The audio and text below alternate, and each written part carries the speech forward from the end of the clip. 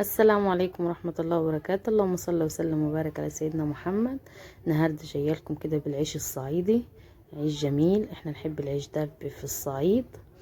اهو الطريقة معاكم. انا حبيت اشاهد برضو بنتي اعلمها، فخلتها هي اللي عجنت معاي. انا توحشتكم جدا، معلش بتأخر معاكم في الفيديوهات. معايا بنت صغيرة هي اللي بتخليني بتعطل يعني عليكم شوية. دي مية دافية، حطيت ملح اهي. هتحط الخميرة الفورية.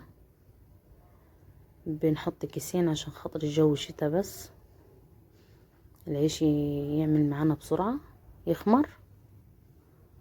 اهو ادي ايد شاهدة هي بتقلب الملح والخميرة بالشكل ده. اول مرة تعجن معايا شهد، بس برضو طلعت كويسة وشاطرة. شجعوا بناتكم. دي الخميرة اللي انا مخمراها من الصبح، انا خبزت بالليل، الجو شتا وما فيش شمس. حطيت الخميرة وبعد كده حطينا الدقيق وهتعجنهم. انا مش بعصج، ممكن كده وممكن كده براحتك انتي حسب اختيارك. العصيدة دي اللي بتحطي لها ماء كوباية دقيق، طبق دقيق، معلش طبق دقيق وملح والمية السخنة، وتقلبيها بمعلقة خشب. لكن دي انا مش معصجاله. اهو شاهدة بتعجنه، بس انا طبعا بقول لها برضو ملكي كده او اعجني كده. هحط لها المية كده يعني، مش بسيبها خالص. زي ما انتوا شفتوا العيش في الاول كان جميل ازاي. اهو حتى لو حباية صغيرة البنت تتعلم فيهم.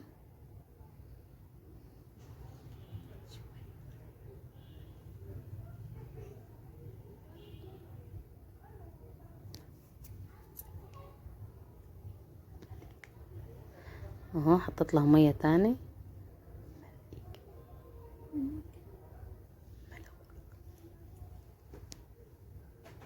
اهو لغاية ما تلقاه عزه في ايديهم.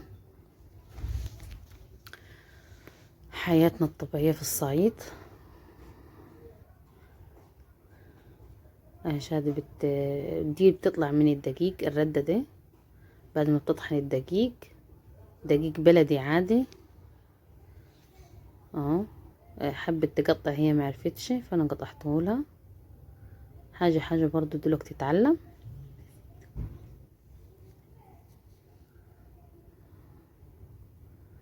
مسكت لي مكة كانت بتبكي.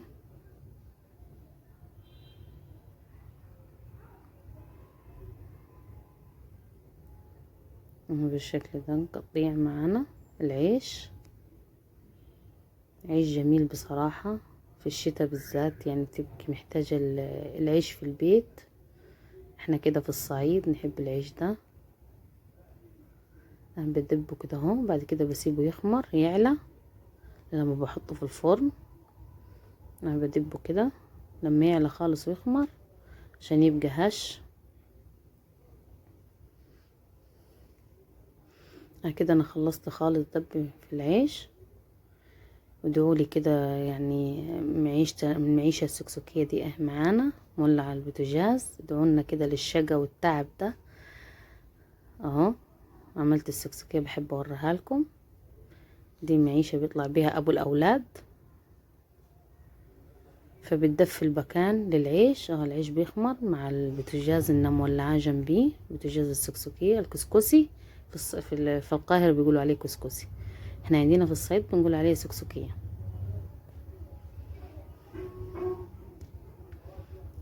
بشقق العيش كده اهو بالشكل ده. ادي عيشنا بيملى البيت كده الخير والاولاد بيلقوا لقمة نظيفة في البيت اهو. ولعت الفرن كده عشان تسخن، هرص العيش.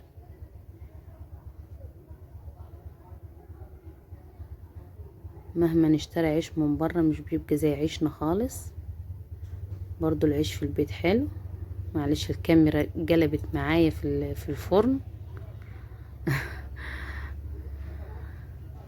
حسب عدل ايدي وانا برص العيش كنت. ودي يومنا النهارده، ودي عيشنا بتاع الصعيد. وحشتوني، حطوا لي لايك، شجعوني كده بكومنت حلو، شجعوني كده اهو. بوريكي لونه وشوف سفنج ازاي. تاني يوم رحت لاختي عندي في السطح، كان كده الملوحة. بوريكم الجولة برضو الحلوة دي اهي. والسلام عليكم ورحمة الله وبركاته.